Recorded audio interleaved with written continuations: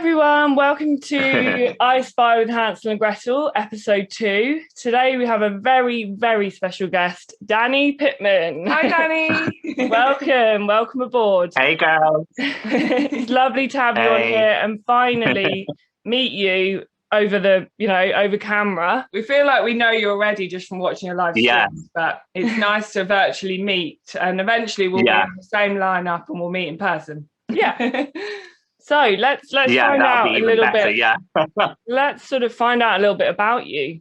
So where did it all begin for you, Dan? Okay. Right from the start, when you first started, I want to be a DJ. Where did it start? Yeah.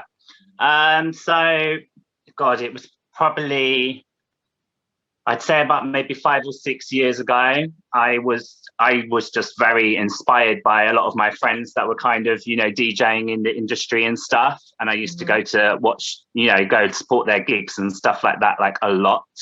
Yeah. And I definitely got very inspired by what they did. And I just kind of, basically, I was a professional dancer for like a very long time. And then I got to a point in my life where I was kind of like, right, I'm kind of done with this now. Yeah, I was kind of done with it all. I was just like, so I was looking for, the next step into doing something else. And I've always been passionate about music, especially house music. Yeah. And it just seemed like the natural transition to then go into DJing. Did you used to dance to house music, or did you dance to other music?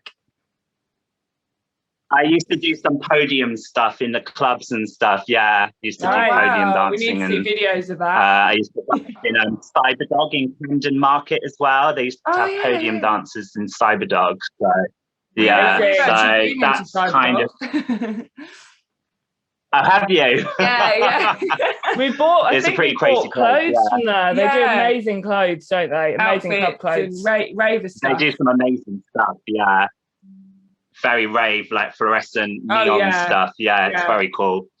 Amazing. Oh, awesome. So that's where it all kind of started from.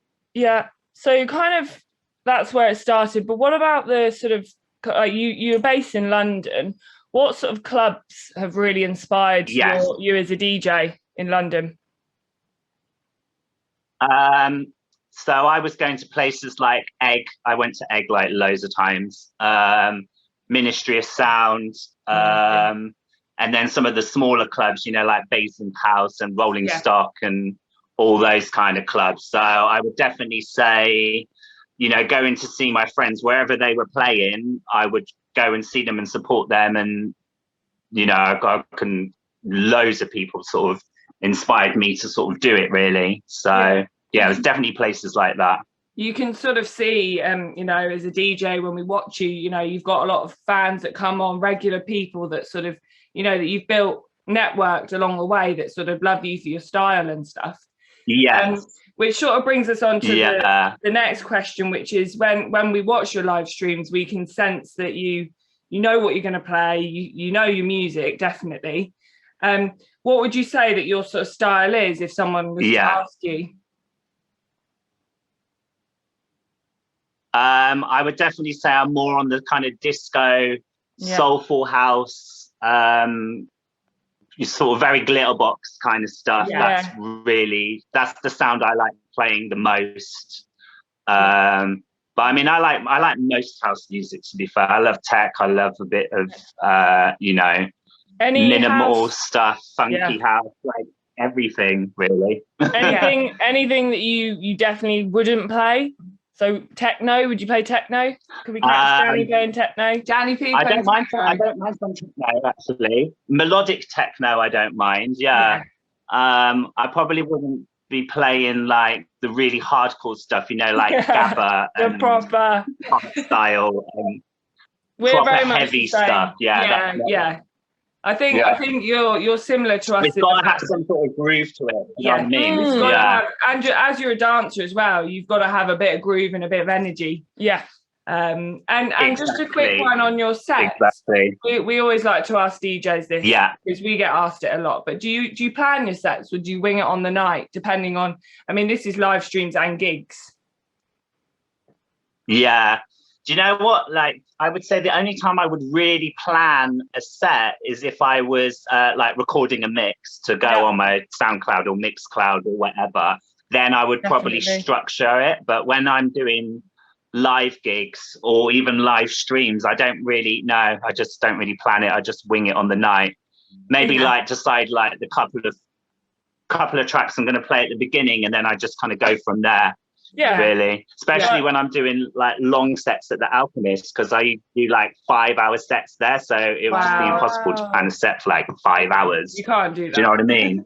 Well, you could. Yeah, it's nice. It's fun. More fun to experiment. And also, what's amazing when you kind of don't plan it is how it. When you know the music, you'll be confident. You'll be fine.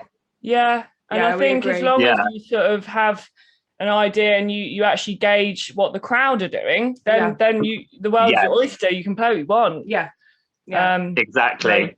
That's really brilliant. So you have a residency at East Block, is that right? Yeah, I was there for about a year. I was doing some gigs for it was a gay party called Hustler. It's not around anymore. And East Block's not there anymore either. It's been taken over by a different company. So I was doing some stuff for Hustler, which was really, really good. That was my first kind of getting into club gigs. That was the first sort of breakthrough, opportunity that I had to do club gigs. So that was amazing. And then I did some stuff for a party called Brute as well, which is like a men-only party. Oh, wow. Can we come? Where they have like dark rooms and stuff upstairs. So it was like a men-only gay party, and I was doing some stuff there at Block South in Vauxhall. Yeah. Amazing. Vauxhall's that good. Was very. I think we liked Lightbox in Vauxhall. Yeah, it was fantastic. Really good little club. Lightbox is cool. Yeah, I haven't done Lightbox yet, but I'd love to. Yeah. When everything opens back up, we'll all be in Lightbox. We'll go. So that'll be sick. Yeah, as an up-and-coming sort of DJ, what would you give advice on other people trying to gain residencies, regular nights at clubs? Obviously, you do a lot of networking, but other than kind of going to the clubs and speaking to people, what else can you do? I would definitely say if you can find any agencies that you can sign up with, I think that's a definitely good thing to do, because that's how I get all my gigs with the Alchemist is through an agency called Genre Music. So if you can get with an agency like that, I think that they're very reliable. They give me lots of regular gigs and stuff. So I think that's definitely a good thing to do. Fantastic. That's a good bit of advice. It is. And obviously, as we said, just turning up, meeting other DJs, supporting them as musicians and stuff will get you there. Yeah, definitely need to support other people. Definitely. It's very important. And obviously the whole networking thing is very important. It is all about who you know, really. Yeah. I was quite lucky. I had a lot of connections even before I started doing it myself, just from going out and just meeting people and just chatting to promoters or people behind the scenes and stuff. So it definitely helps. It's been obviously lockdowns made that whole thing completely different, but luckily I think live streams very hard. Live streams has been like the new way of networking in a weird kind of way, hasn't it? Yeah, it's been. I mean, you the same as us. We all just decided to take the live streaming, and just do it regularly, because it was the only way we could get our music across. Yeah. Do you feel like it's hindered you as an artist? How do you think it's sort of developed you as an artist? I wouldn't say it's like helped me in like getting more work or anything like that. Okay. But I think it's definitely just helped me stay connected with people. Yeah. Even if it's just friends and stuff that are tuning in, it's just helped me stay connected with them, basically, I think. Yeah. And keep you sane. I mean, wow. Yeah. But the whole music thing's just kept everyone sane. In general, yeah. I know, like we used to love it on Friday night. You'd grab your gin and we'd grab our gin and we'd be like, oh, Danny's on. And, it actually felt a little bit like you were having a social with people. Yeah. Yeah, definitely. Did you find it strange not playing to a crowd or anything? Because we've spoken to a couple of other DJs that found just the whole. Yeah, I missed it. I missed it big time. Yeah. We've strangely we've actually. Yeah, I mean. So yeah, carry on. We've done more live streams than gigs, haven't we? Yeah, actually, almost. Strangely. Yeah. I really. Yeah, that's probably the same for me. Yeah. That's funny. But you have to keep yourself out there, or you'll sort of. I mean, it's nice if you get. It's a bit of a delay. Go on, say what you're going to say, Danny. Okay. I mean, like, it's nice when you get like nice comments and stuff from people while you're doing it. So that kind of gives you, more sort of like positive sort of, it keeps you feeling positive, and you're like, oh yeah, you start enjoying it. But at the same time, you're just there, like in your room, like just playing. you obviously you're playing to people, but it's not the same as obviously playing to an actual crowd where people are on a dance floor and actually dancing to your music. It's so different. Yeah, it's really different. And we like the fact that you reach people in different parts of the world. That was the only other thing that we liked about it. You would never normally be able to reach someone from Italy or Spain or something because you're not there. Yeah, it's amazing. But exactly. The whole copyright thing with the Facebook really affected us. Have you gone on to Mixcloud? Same. Have you gone on to Mixcloud or anything like that? How do you feel about the other platforms? I haven't done Mixcloud. I've done a couple on Twitch, but I haven't done any on Mixcloud yet. No. Yeah. I'd like to though. Yeah. The next question is something technological problems at the moment with my laptop and everything, so it's a bit of a nightmare. So what about production for you? Obviously that's an interesting one because lots of people are doing it nowadays. It's probably what you need to do in order to make it big. How are you going with that? Do you know what, it's a bit of a touchy subject because like whilst I understand that it's good to have another skill under your belt and all that kind of thing, I understand that it's good to have that, but I do feel like the industry is so focused on what tunes people are making rather than their skills as a DJ.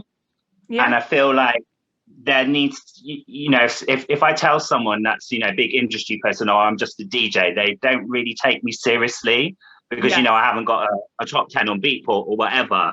And I just feel like we need to have mutual respect for people that are just DJs and are producers, because production and DJing are two completely different things.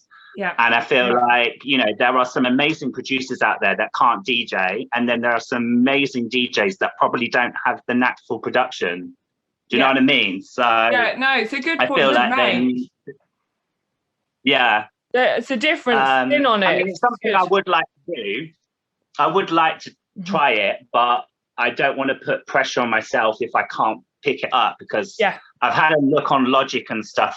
My neighbour upstairs, and he showed me a few things, and it does look like very, very complicated. And it's something you have to put a lot of time and a lot of money into doing. Do you know what I mean? I mean, if I could pull it off, I mean, it would be amazing. But I'm not going to pressure myself too much if that's not in my future. Do you know what I mean? That's great. Exactly. It's a great way to feel, because I think if you feel too pressured, you're not going to do it. One thing we have learned is put too much pressure on yourself that you're not doing the right thing. And I also think it's important as a DJ to really master that first. If you want to go into DJing, be the DJ you want to be and show people who you are as a DJ.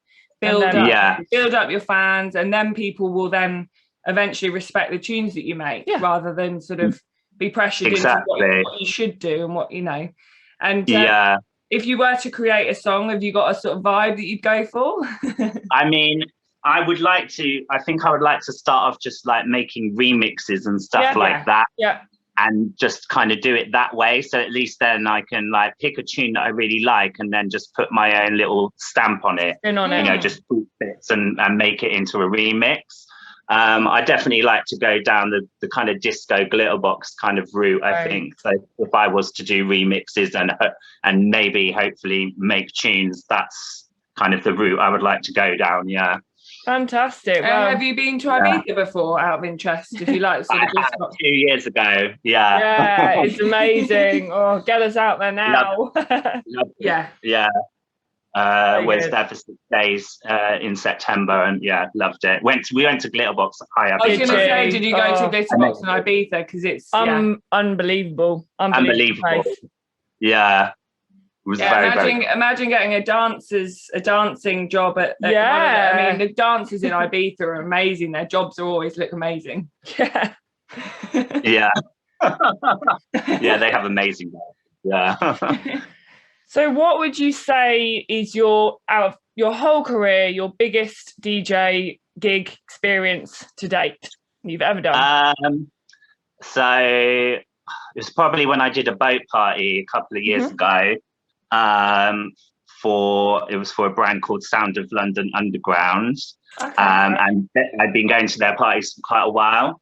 And then basically, one of the promoters asked if I wanted to do it, and it was such an amazing experience. Like, they put me on warm up and stuff, which was fine. But like, everyone was coming on the boat as I was playing, so it wasn't amazing playing to anyone, so it was really cool. And I just had loads of nice feedback, and it was just really nice. Like, some friends that hadn't seen me play before like came to watch me, and it was just quite a special day, really, like special evening, just to kind of share it with them. So that's definitely a highlight. How long was the boat? Did you stay on the boat and sort of go around? It goes all around the Thames, so I think it started at like 5:45 and it finished at 10:45. Oh, wow. Quite a while on the boat then. So you could do loads of networking after you played. Amazing. That's the thing with a warm-up set. Warm-up sets are amazing because you can play and then you're kind of done to watch the rest and speak to people. Yeah, exactly. That's amazing. Definitely. Yeah. So so what in terms of sort of gigs this year, obviously we were all in the same boat. It's very difficult to get the gigs, and we've all been trying to push our names, push our sounds and stuff. Have you got any exciting things that you can let us know coming up? Yeah, definitely. So I've got, like, my agency got in touch with me a couple of weeks ago, because Indoor Hospitality is going ahead from 17th of May. Oh, wow. So I'm back at the Alchemist, 29th of May at the Old Street one. And then 30th of May, I'm doing a brunch at Canary Wharf one. So that'll be really exciting. Good old brunch DJing's the best. Brunch DJ, Everyone's drinking. The sun will be out. That sounds so fun. We'll try and get to some of those in the summer. We'll get down to London. Yeah, I've got about 4 dates in June as well. So and hopefully more to come. So and so I'm excited about that. Is this with people that you've played for before? Or is it all like some sort of new promoters that have contacted you? No, this is through my agency, Genre Music. So I was doing gigs for them before lockdown. For about a year, I was doing gigs with them. I'm just back with them basically. That's really good. That's really that's cool. We've learned a lot about you, and you've actually, agencies and stuff like that. Yeah, something that we have never really. Not yet. We've thought in the future it's something. We also it might know be that worth looking into. Definitely. Yeah. It's something that sort of once you commit to, you'll get the gigs, and you have to commit to all those gigs, which is amazing. And do they do gigs outside of London for you, or is it all just based in London? They do all around the UK. Okay. Like I think what's his name does some gigs for them up in the Ivy up in Edinburgh. What's his name? Paul Conway, I think. Oh yeah. I think he does gigs for that. Yeah, they book for like the Alchemist, the Ivy, some restaurant called Tattoo, which is up in Manchester. They book like live music acts and stuff as well, like guitarists and singers and all that stuff. So they're like all around the UK basically. Yeah.